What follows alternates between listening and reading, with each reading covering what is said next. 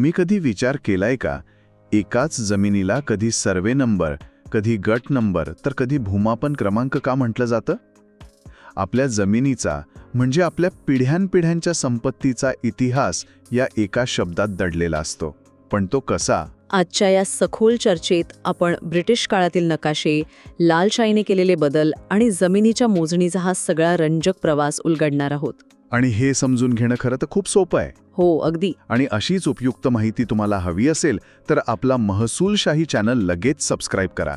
हा व्हिडिओ शेवटपर्यंत बघा, कारण मध्येच आपण या विषयाची अत्यंत महत्त्वाची माहिती देणार आहोत, जी तुम्हाला भविष्यातही खूप उपयोगी पडेल. चला तर मग कायद्याचं आणि तुमच्या फायद्याचं बोलूयात.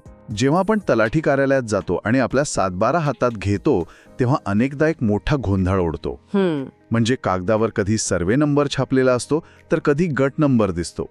सामान्य माणूस तर यात पूर्ण गोंधळून जातो. नाहीये. जमीन तीच असते. निसर्गात ती जमीन जागेवरून हलत नाही. फक्त महाराष्ट्र जमीन महसूल अधिनियम 1966 आणि त्यातील तरतुदींनुसार या तीनही शब्दांचा अर्थ आणि इतिहास वेगवेगळा आहे. आपण हे सविस्तर बघूया. म्हणजे जमीन तीच, पण मोजणीच्या टप्प्यानुसार तिचं नाव बदलत गेलं. अगदी बरोबर. याला खऱ्या अर्थाने समजून घेण्यासाठी आपल्याला साधारण 1800च्या आसपास ब्रिटिश काळात जावं लागेल. या पहिल्या टप्प्याला बंदोबस्त योजना म्हणतात. इंग्रजीत याला सेटलमेंट स्कीम असं म्हणायचे. इथे क्विक फॅक्ट सांगते. त्या काळी मोजणीसाठी गुंटर्स चेन नावाच्या एका साखळीचा वापर केला गेला. साखळी म्हणजे? हो, एक 66 फूट लांब लोखंडी साखळी असायची आणि त्यात 100 लोखंडी कड्या जोडलेल्या असायच्या. ब्रिटिश अधिकाऱ्यांनी आणि त्यांच्या कामगारांनी या साखळ्या घेऊन अक्षरशः गावोगावी, शेताशेतात फिरून मोजणी केली. काटेरी झुडपे, नद्या, नाले पार करत त्यांनी जमिनीचे नकाशे तयार केले. बापरे, म्हणजे आज आपण जो सर्वे नंबर सहज उच्चारतो, त्यामागे त्या काळातल्या शेकडो माणसांचे श्रम आहेत तर. हो ना. आणि या पहिल्या मोजणीतून प्रत्यक्ष जमिनीवर जाऊन मोजणी केल्यानंतर जो क्रमांक मिळाला त्याला सर्वे नंबर असं नाव दिलं गेलं. माफ करा, मध्येच थांबवतो, पण मग भूमापन क्रमांक कुठून आला? हो, नाही, अगदी योग्य प्रश्न आहे. आणि तिथेच तर खरी गंमत आहे. बघा, 1800 मध्ये झालेली मोजणी प्राथमिक होती. नंतर नद्यांनी पात्र बदलले, महापूर आले, काही जमिनी पाण्याखाली गेल्या तर काही नवीन जमिनी वहिवाटीखाली आल्या. म्हणजे प्रत्यक्ष जमिनीवरची भौगोलिक परिस्थिती बदलली, पण नकाशे मात्र जुनेच राहिले. अगदी तसंच जुने नकाशे आणि प्रत्यक्ष जमीन यात मोठी तफावत दिसू लागली. यातूनच महसुलाचे मोठे नुकसान होत होते. म्हणूनच शासनाने दुसऱ्या टप्प्याला सुरुवात केली, ज्याला पुनर्मोजणी योजना किंवा रिव्हिजन सेटलमेंट म्हणतात. महाराष्ट्र जमीन महसूल अधिनियमातील तरतुदीनुसार ही पुनर्मोजणी झाली आणि आधुनिक उपकरणांच्या साहाय्याने जो नवीन अचूक क्रमांक देण्यात आला त्याला प्रशासकीय भाषेत भूमापन क्रमांक असं म्हटलं गेलं. म्हणजे हे थोडं आधुनिक होतं.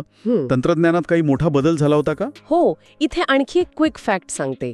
या दुसऱ्या टप्प्यात नकाशे बनवताना प्लेन टेबल सर्वे वापरून एकास 1000 आणि एकास 5000 अशा परिमाणांचा वापर केला गेला.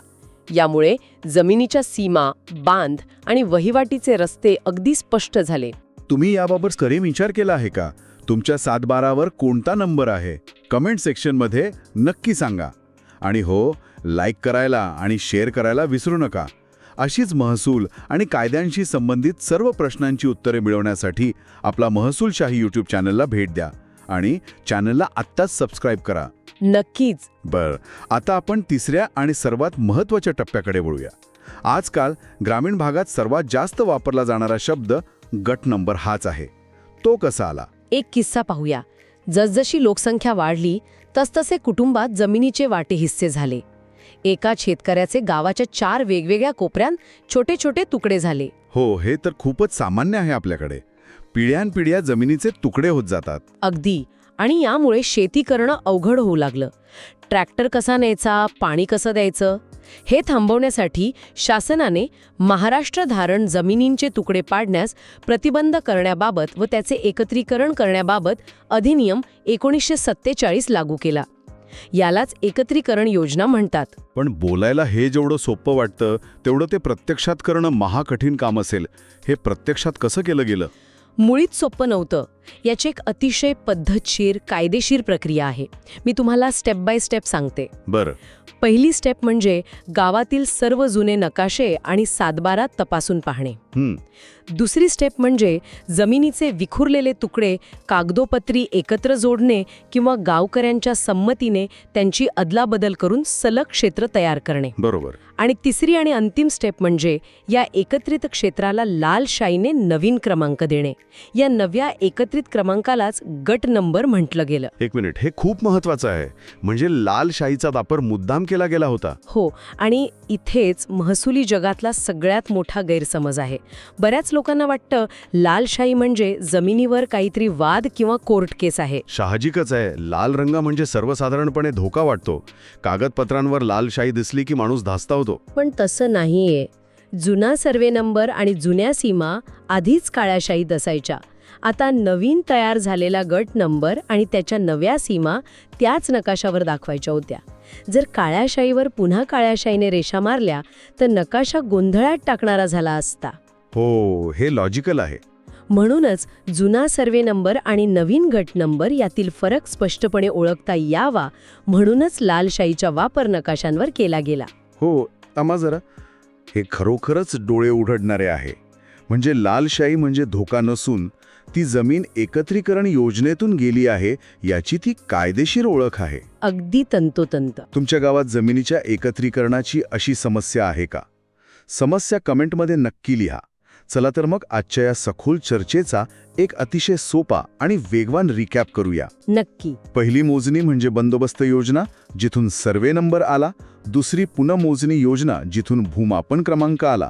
आणि वाढत्या लोकसंख्येमुळे झालेले जमिनीचे तुकडे एकत्र करणारी एकत्रीकरण योजना, जिथून गट नंबर आला. अगदी अचूक सारांश. नकाशामध्ये लालशाही आणि आपला सातबारा यावरचे हे कायदेशीर बदल कायम लक्षात ठेवा, म्हणजे पुढे खरेदी विक्री करताना कोणतीही अडचण येणार नाही. खरंच या कागदपत्रांमध्ये खूप मोठा इतिहास आहे. मित्रांनो, जमीन हा फक्त मातीचा ढिगारा नसून ती आपल्या पूर्वजांच्या कष्टाची पावती असते. जेव्हा आपण या सातबारा मागचा इतिहास आणि कायदेशीर प्रक्रिया समजून घेतो तेव्हा आपण फक्त माहिती घेत नसतो, तर आपली पिढ्यानपिढ्यांची संपत्ती सुरक्षित करत असतो. अज्ञानामुळे कुणाचीही फसवणूक होऊ नये हाच आपला उद्देश आहे. हा व्हिडिओ आपल्याला आवडला असेलच. असेच महसूल आणि इतर सर्व कायद्यांबाबत सोप्या भाषेत मार्गदर्शन तुम्हाला यापुढेही हवंय, मग आपला महसूलशाही यूट्यूब चॅनल तुमच्यासाठी आहे. लगेच सबस्क्राईब करा. आणि पुढच्या भागात आपण पाहणार आहोत की जमिनीच्या मोजणीसाठी प्रत्यक्ष अर्ज कसा करायचा आणि त्यात कोणकोणत्या कायदेशीर त्रुटी टाळायच्या. तुमच्या काही शंका असतील तर आम्हाला नक्की सांगा. आणि हो, आमच्या अधिकृत व्हॉट्सअप व टेलिग्राम ग्रुपमध्ये सामील व्हायला विसरू नका. हा व्हिडिओ आपल्या मित्रांना गावातल्या व्हॉट्सअप ग्रुपमध्ये जरूर फॉरवर्ड करा, जेणेकरून माहिती प्रत्येक गरजू व्यक्तीपर्यंत पोहोचेल. अगदी. व्हिडिओ आठवणीने इतरांनाही जरूर शेअर करा, कारण आम्हाला विश्वास आहे की ज्ञान हे प्रत्येकाचा हक्क आहे. आज इथे थांबूया. लवकरच भेटू पुढील भागात. धन्यवाद. जय महाराष्ट्र.